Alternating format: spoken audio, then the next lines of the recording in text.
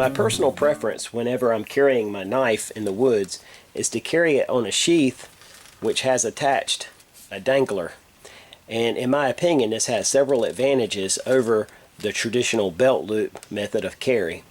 Number one, when you're carrying your knife like this, it sits a lot higher up on your side.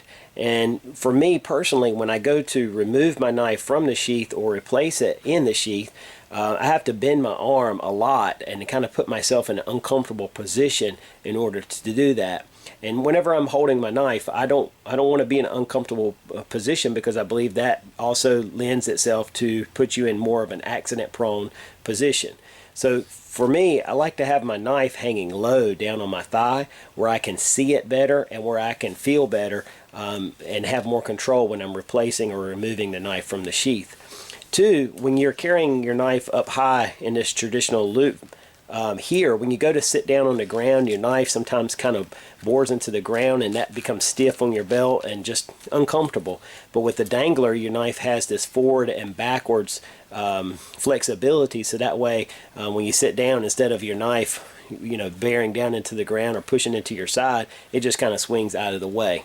So I like the fact that it hangs lower where it's more convenient and comfortable to get to. I like that it has that flexibility to swing to and from depending on what position I'm in.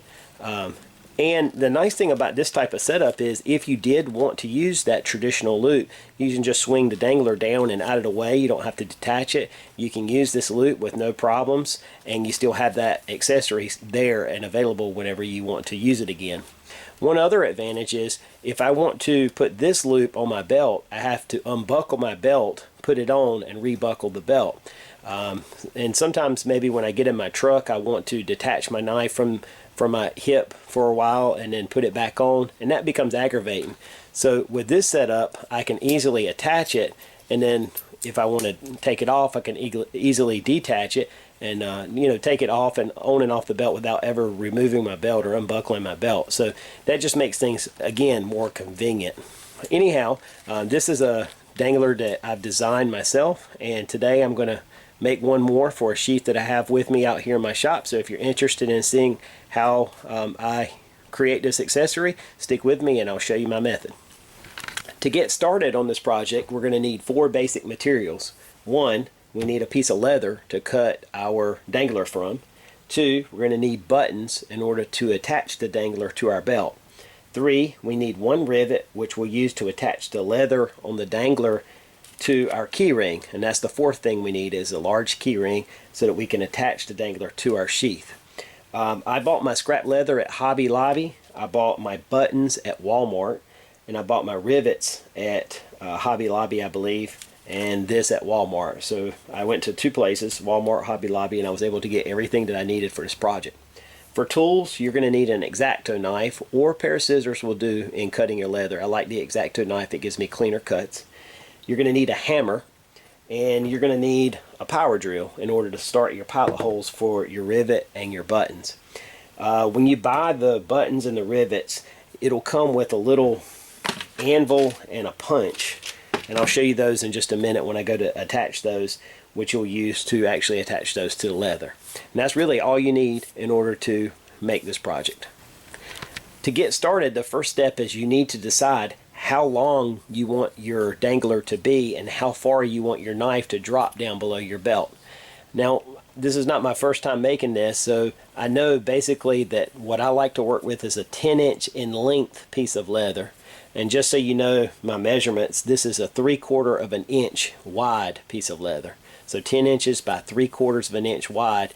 And then basically at that point I'm going to get about a 4-inch drop in the leather and about an inch out of the keychain. So 4.5 to 5 inches approximately. That's perfect in my opinion. It doesn't have to be exactly perfect, just that's ballpark, and it puts it in a very comfortable position to me. You can make that a little bit shorter, or you can make it longer depending on your personal preference. Now, since I've made several of these, I have a template here. That's what this piece is for, and all I do is just lay that out on my new piece of leather, trace it, and then cut it out. But if this is your first time and you've not made a template, there's no need to necessarily. You can just measure out and trace it on your new piece of leather and cut that out from there. I've gone ahead and traced my template on this new piece of leather, and the way I did that was just trace it with an awl You could use anything. You could use a pencil if you wanted to, or you can use something like I did, just something sharp to scratch the pattern up there. And I prefer to use the awl because that way I don't use any ink. As you can see on my template, that ink when I cut it out still showed up. I cut a little bit wide and left that mark up there.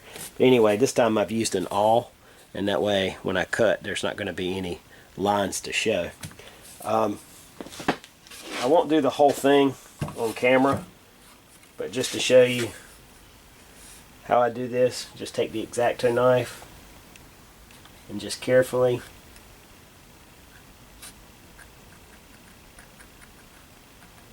cut through on my line. Sorry to pass the camera so many times, but I start and score the leather, and then from there I just come back and score again,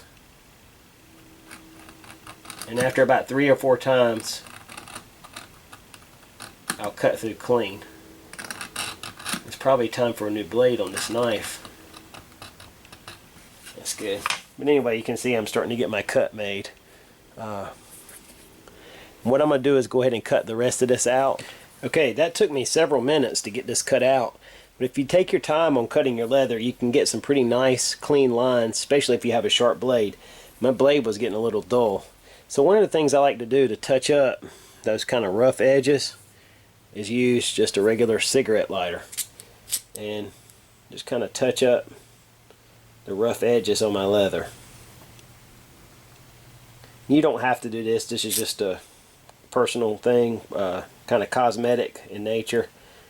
Just kind of cleans up all those little edges or frays or whatever you have.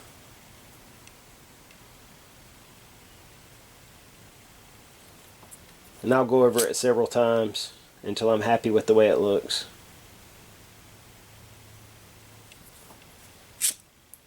Another thing you can do is touch it up with sandpaper.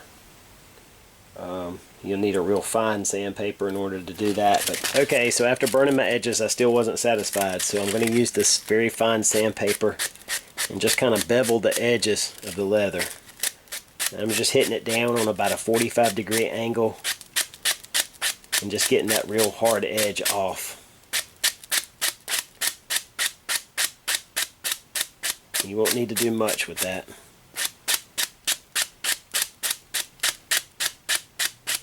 It's looking a lot nicer once I hit those edges. Anyway, you get the idea of what I'm doing there. Just come back and hit those edges a little bit. It'll smooth them out if you need to do that. Okay, I'm much happier with my edges now since I touched them up with the sandpaper. I went back over it once more with the lighter, real light, and the edges look real nice and clean. So what I'm going to do now is I'm going to fold my leather just to get an idea. And I like for my flap here to come about halfway down, and that'll give me enough room for two buttons with no problem or snaps. That should be about perfect right there. So you can see I've got mine. I fold it, and then I leave enough leather that I can come down about halfway again. If you wanted to, you could come all the way down. You just have to give yourself more leather. Anyway, all I'm going to do from there is just to kind of set this leather. And I know I could wet it and work with it, but it's really not necessary. All I'm going to do is just kind of pound it in place to where I want the bend.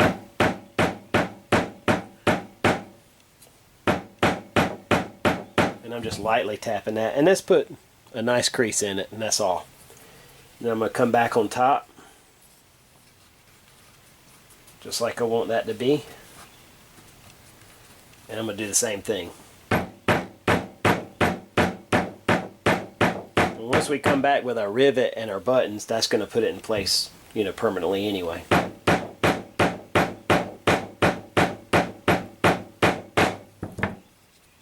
We'll come back on the back side. That's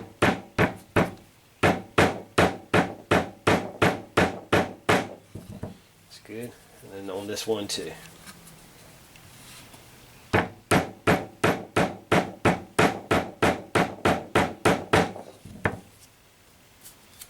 You can see now it's starting to take shape. Alright, next we've got to drill our pilot hole for our rivet and attach our keychain. So It would help if I'd take the keychain out of the package. And just so you know, this particular keychain is a 1.5 inch according to the package. But what we're going to do is put this up here like this, and then we're going to put a rivet down here just so that that won't slide up and down. It'll secure it in place a little bit better. Okay, so what I'm going to do now is I'm going to use my awl, and we'll come right here in the center.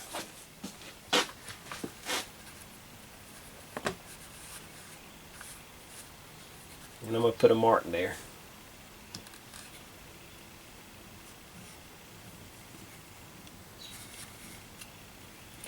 You could use a pen or whatever you want to make that mark. So now I know exactly where I need to drill. Okay, now I'm going to drill my hole.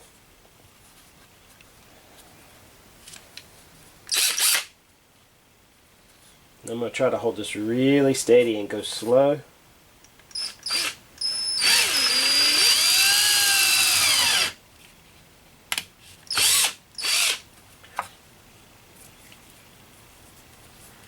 And what I'm going to do is kind of ream that out just a little bit more.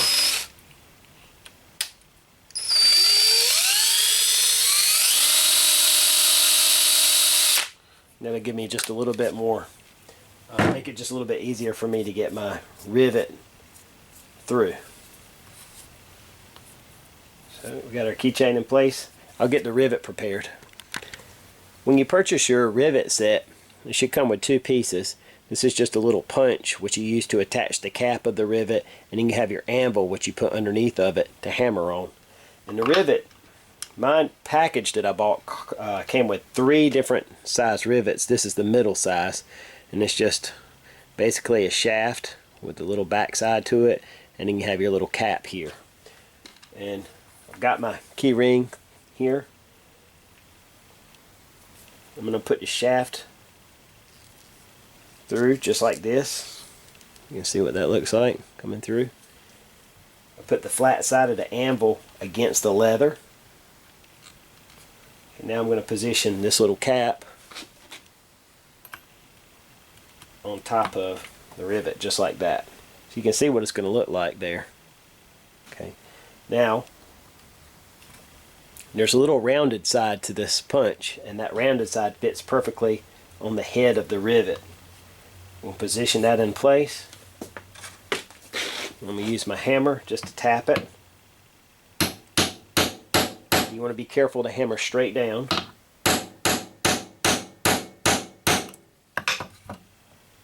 Take a look. Looks like I got it good. It kind of folds into the leather, that metal does. And I got a nice tight rivet there.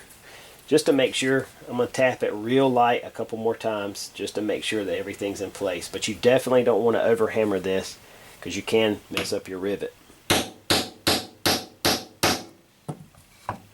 That's perfect. Nice and tight. Looks great. Okay, now to attach the buttons, I've got everything folded in place the way it's going to be. And I have in mind the size of the button cap here, or the snap, whichever you want to call it. But what I'm going to do is take my awl and I'm going to put a mark where I want each one to go, just like we did for the rivet.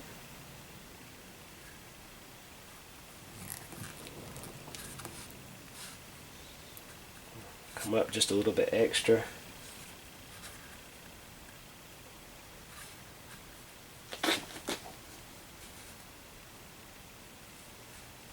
You can tell that I'm eyeballing this, and I think that's plenty good for something like this. It's not exact, but by the eye, it'll be plenty good. Alright, the next step is to drill our holes. And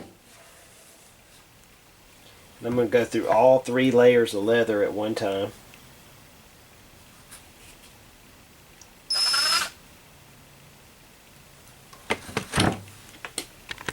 The next step is to drill our holes out for our snaps.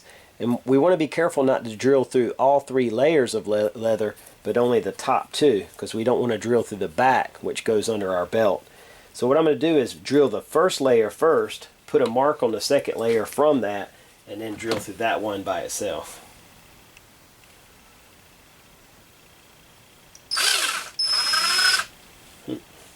Drill forward helps.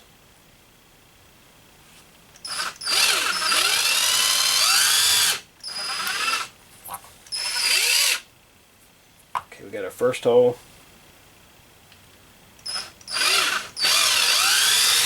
And our second.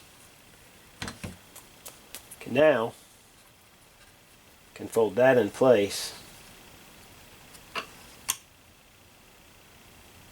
Stick her all through and mark those other 2 holes.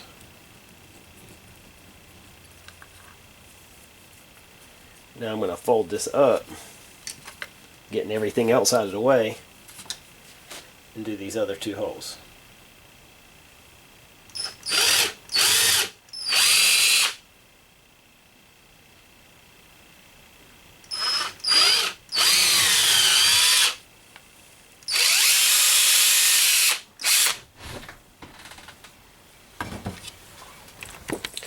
Okay, and let's go ahead and attach this last button.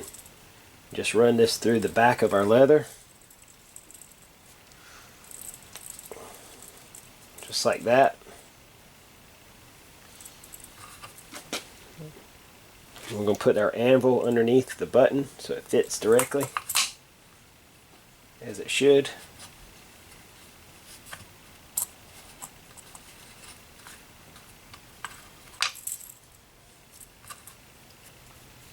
Which is easier said than done, I guess. Okay, get our button in position.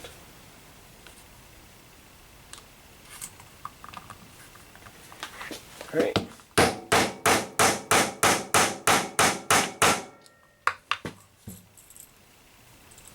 There we go.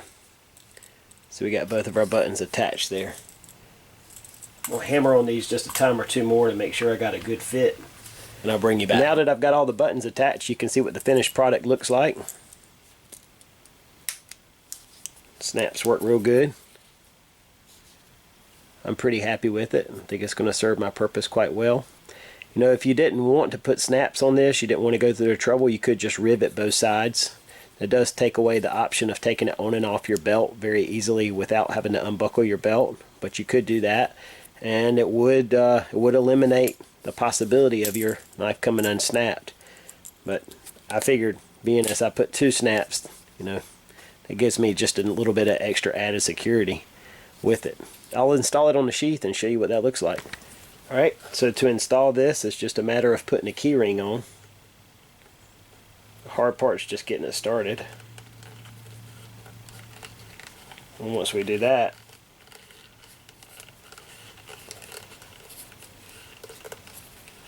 work it on. And that's it.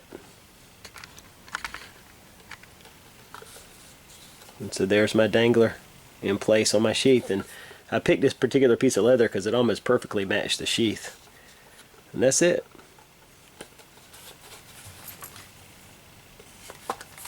Now I just need to get out in the woods and get it dirty. I appreciate you guys taking the time to tune in to this. I hope you enjoyed the idea. Hope it benefits you in some way. Until the next time, I'm Matt with Black Hat Bushcraft. Take care.